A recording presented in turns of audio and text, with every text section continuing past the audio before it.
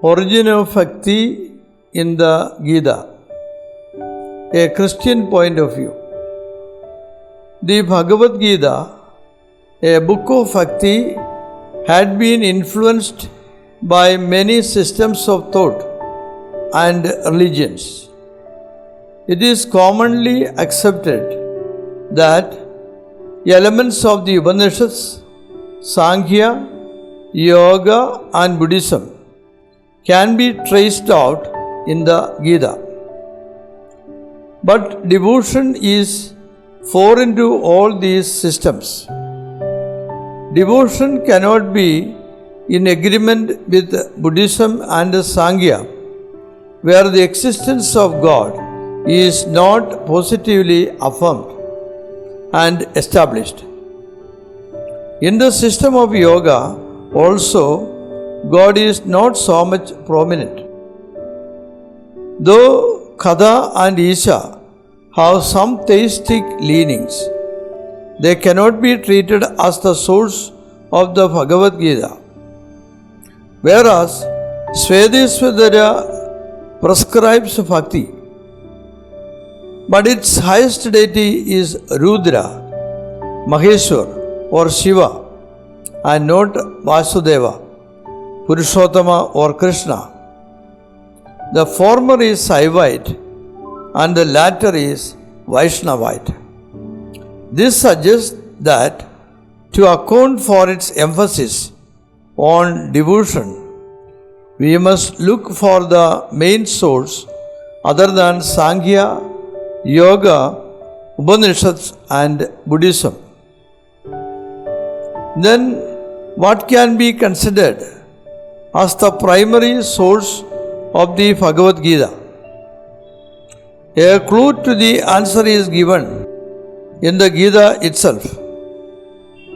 While tracing the tradition of its doctrine, Bhagavad Gita 4:1-2, it points to the tradition of the Bhagavata Dharma.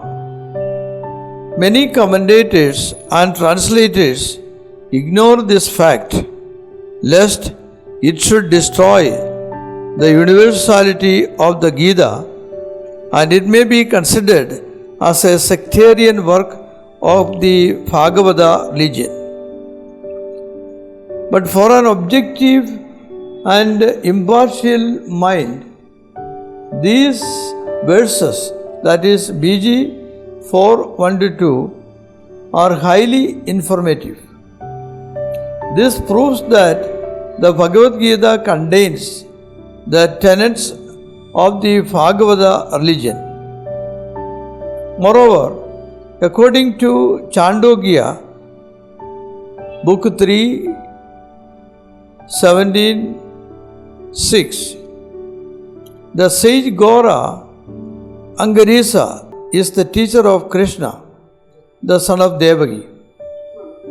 But it is difficult to ascertain whether Krishna of the Chandogya and that of Bhagavad Gita are the same person.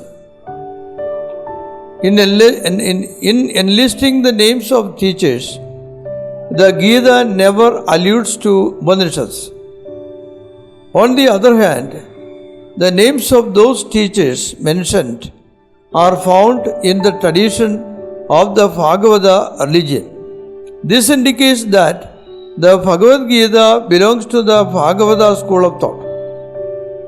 This argument can be further established by quoting a statement from Narayaniyo Vakhyana, which says, the Gita was taught by Bhagavata himself on the occasion when Arjuna had become despondent in the face of drawn out armies of the Kauravas and Pandavas.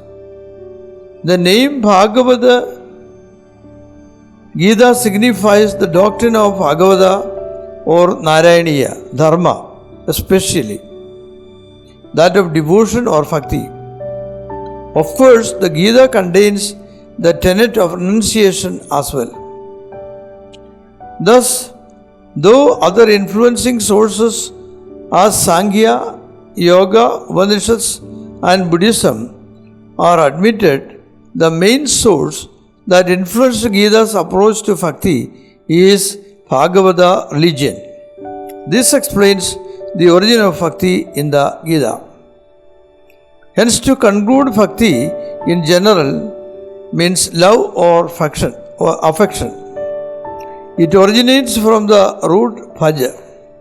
Though it has a secular usage, it is more commonly used in the later periods in religious sense.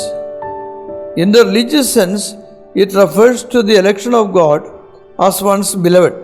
The Vedic worshipper is a God seeker and a God lover. In the Vedic text, Bhakti is never used to mean love of God.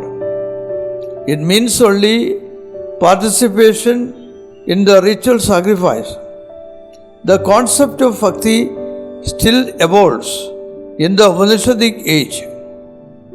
Bhakti is directed to a personal God in the later Upanishads, especially in Svedeswadara Upanishad.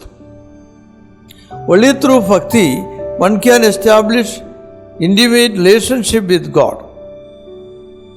In the epics also, Bhakti has double usage, one of secular and the other religious. Though there are many influencing sources in the Gita, Bhagavata religion sufficiently accounts for the Bhakti trend in the Gita. In the source of Bhakti in the Bhagavad Gita is the Bhagavata religion. But in the Bhagavad Gita teaches not only Bhakti Yoga but also Jnana Yoga and Karma Yoga. All the three are taught as sufficient means for the attainment of liberation. How they help and complement one another may be discussed in the next talks.